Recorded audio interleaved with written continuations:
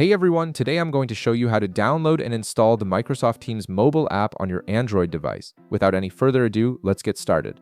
First, you'll want to open the Play Store app on your phone.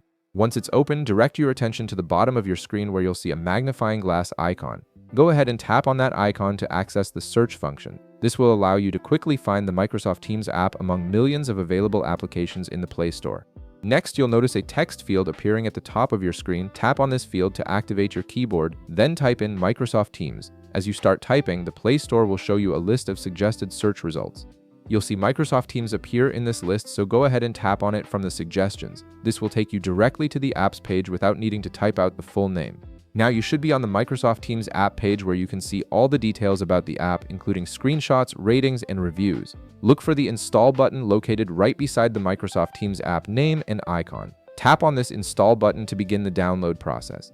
The Play Store will now start downloading the app to your device. At this point, you'll need to wait for the app to finish downloading and installing. Depending on your internet connection speed, this might take anywhere from a few seconds to a couple of minutes.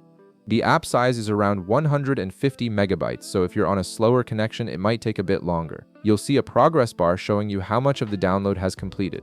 During this time, the Play Store is not only downloading the app files, but also installing them in the background, making sure everything is properly set up on your device.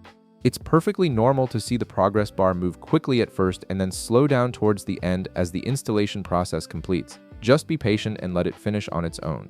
Once the download and installation are complete, you'll notice that the Install button has now changed to an Open button. Tap on Open to launch Microsoft Teams for the first time.